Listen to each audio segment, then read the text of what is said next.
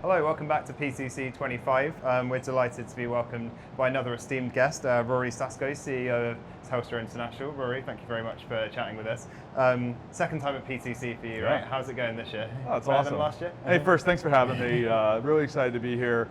As we were just saying, you get no sympathy for coming to a telecom conference in beautiful Hawaii, but it is all work, I promise. I mean, I think that's probably the biggest thing is when you tell people back home, either at the office or at home, you're going to Hawaii. They're like, for work? I said, absolutely. Call us the front of the plane because we're all business. Absolutely. Yeah. So exactly. So no, it's great. It's great being back at PTC, and I think I get the opportunity to go to a couple of these conferences, and PTC is a little bit interesting because it's the start of the year, but also because the number of people that are here, we bring our team together in force. My team's pretty distributed. Yeah. So I've got people across Hong Kong, Singapore, Australia, the US, London, and we all sort of come together, and this is one of those few chances where I'm able to show up in front of a lot of customers and a lot of partners with my whole team, whereas normally we'd have a piece of the team here and there. Yeah, and so while we like the customer partner side, I also really love the opportunity to get together on the internal team side too. Yeah, definitely. I think it's a great event. My first time, loving it so far. Hopefully plenty more where that came from. Well, let's talk a little bit about Telstra International. Sure. Guess one thing that we wanted to maybe touch on was around kind of the emergence of satellite connectivity. Yeah. How do you see that kind of like changing the wholesale telecom landscape? Great question. So we've been operating in the wholesale space for quite a while. I mean, we've been operating supporting geosats and reselling geosat services to customers for a long time, and we use that across various parts of our retail and commercial business. I think to your point, the emergence of LEOsats has really changed that, and so far that we've actually, in our sales organization, stood up a new team focused just on serving satellite customers. So whereas before they might have been served by a more general team, we focused really clearly on that.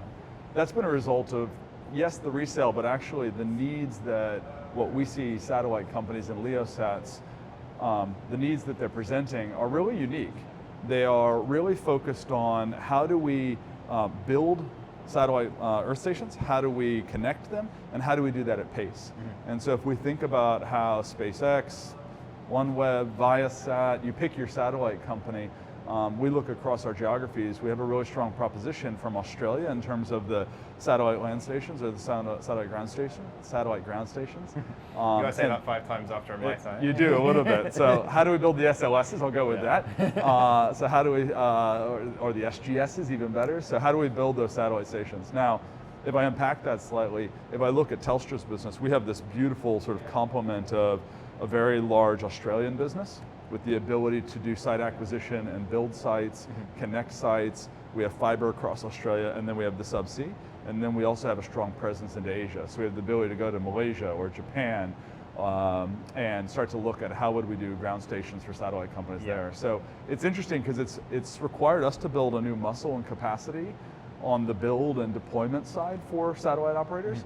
And on the sales side, we've had to rethink about how do we organize our sales teams in a way. Yeah, definitely. And I guess like with the emergence of like the large LEO constellations, well, primarily Starlink for now, but undoubtedly Amazon going into the future, how does that kind of like change things further? Because I guess those specific use cases and those like niches that satellite filled are now starting to expand somewhat a little bit. So how does that kind of impact you? So one of the things within Telstra International, we also have Digicel Pacific. So we have 6 island operators in the Pacific, so Papua New Guinea, Fiji, Tonga, Samoa, Vanuatu, and Nauru. Now if I take Nauru as a specific example, they've stood up a Starlink Community Gateway there.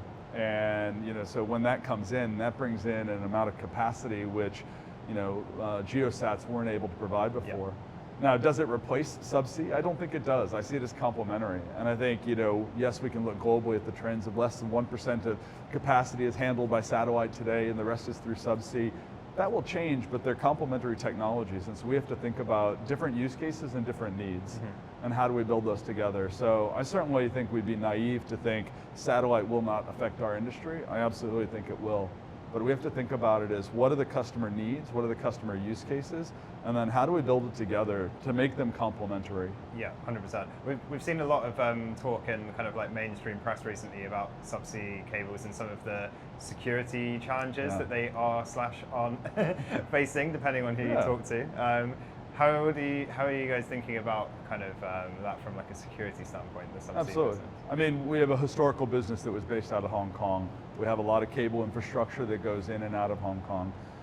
That is sort of a lot of our origins, but as we build out our networks, we continue to build solutions that avoid the South China Sea.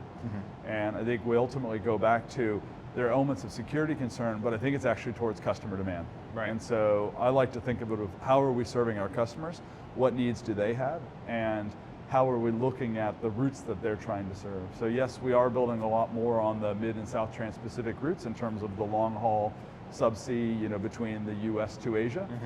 There's a lot of focus on Australia right now, and Australia continues to see it be a new emerging hub for us. Yeah. And a lot of our strength is in the intra-Asia corridor. So, Singapore, Japan, and our C2C and EAC cable systems. So how do we continue to sort of build those out? And I see that as something that will continue to evolve over time. Yeah. I think on the customer side, we do see this bifurcation of needs. You continue to see customers that want to get to China or Hong Kong, and then you have customers that don't. And we try to be the Switzerland of subsea in many ways. Another one that you have to practice a couple times to say it fast. So we want to be the subsea of Switzerland. Even there, I got it wrong. But we want to be the subsea of Switzerland in terms of how we're able to serve agnostically what our customer needs are. Yeah. While at the same time meeting all of our compliance and security and risk obligations. That makes a lot of sense. You mentioned kind of like Australia emerging, or definitely not necessarily emerging, but like there's been a lot of kind of like cross-Pacific cables coming to and from Australia. I think a number of those have been led by some of the hyperscalers, and I think that's reflective of like a broader trend, right? With hyperscaler money coming in, building some of these larger like high bandwidth cables. As a kind of like more like traditional telco player, how are you dealing with that like increased competition? Yeah, no, that's a great question, and I mean I think there's a lot of benefits that the hyperscalers bring in terms of the ability to deploy capital at speed. And so the way that I see it is rather than a competition in terms of who invests, but a complement to us. And I look at how we work with them. There's a lot of things that hyperscalers don't want to do around operations, around maintenance, around NOC operations, around running SLTE equipment. I'm hard. We've got a drinking game going. I know, exactly. So, but I mean, I think to your question, if we look at hyperscalers and the role that they're playing, we've been working with industry partners like APT Telecom to figure out how do we solve some of the South Pacific part. It was only when we came together with Google where we were able to tie in together with the work that they were doing to be able to serve the Pacific Islands. If I look at the long haul components on the Trans-Pacific, that's where I'd say hyperscalers will often play a lead role. And we would say, great, how do we partner with you? How do we provide some of the layer 0 services that we're really good at and the capabilities we bring? How do we be the landing party for you? How do we operate the CLS? How do we work through the regulatory and permitting process? How can we be the NOC operator for you? And so we work through all those components, and then we'll say, and we'd love to be a partner in terms of investing in some of the capacity. When it comes to intra-Asia, that's where I see it flipping roles in a little bit. I see hyperscalers being a partner to us, where they may be an anchor tenant for us, but they will be systems that we run, operate, deploy. Yeah, that makes sense. I guess switching gears slightly, like we've spoken a lot on these interviews today, and it's been a key theme of all of the sessions around the amount of capital that's going into the data center market. So much investment. How are things like kind of on your side of the industry and the connectivity space from that kind of fundraising, like liquidity standpoint? Great question. So it's interesting. A lot of telcos have invested heavily in data centers, and in many ways, I love that because data centers require a lot of capital. They need an extra comma on most of the numbers, actually. They're so big that they're requiring, right? And so as a result of that, they have less capital to deploy into subsea. Yeah. So that leaves an opportunity for us to step in and do that. We've taken a strategic decision that we will continue to invest in data centers in Australia, but outside Australia, we are not investing in data centers. We want to be a connectivity provider. Yeah. We want to work in the digital infrastructure. We want to do the wet segment subsea. We want to do the CLSs. We want to do the backhaul fiber. We want to be able to do the DC to CLS fiber. terrestrially. We want to do those satellite landing stations, but we don't want to get into the DCs. There are enough other players in that market. So as we think about capital, that's an area that we're working with our board and our owners to talk about how do we continue to deploy, what does that look like, and that's something I'm really excited and ambitious around. Cool. Final question, like we're coming into beginning of a new year here in Hawaii in January. What are the kind of like top 3 things at the top of your to-do list for 2025? Yeah, so for 2025, Telstra comes to the end of its 5-year strategy at the end of June. So our T'22 strategy, which we've been deploying, really comes to the end. So we're starting to work on what is that macro strategy for Telstra. So figuring out how does international fit into Telstra's overall strategy. So working with our board on that, so that's absolute priority for the next 2 quarters in terms of how do we land that next 5-year strategy for us? What does that roadmap look like? Got it. I think the second thing is continue to drive sort of the more near-term sales into the business. Customer demand continues to grow. We still have a lot of capacity to be able to serve that. And it's figuring out how do we match that supply with demand on the routes to serve our customers with their near-term needs. So that's probably the second thing. And then the third thing is we're really working on culture in the business. So I have a fantastic leadership team. We've had a few changes in the organization. We've done a little bit of restructuring to think about how do we serve customers better.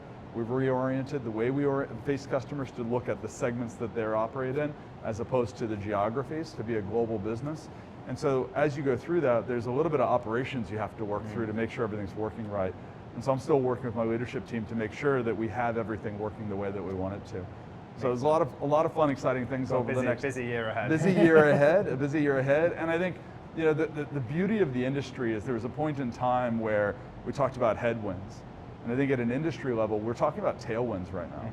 We're talking about demand exceeding supply, which is a beautiful space to be. Yeah.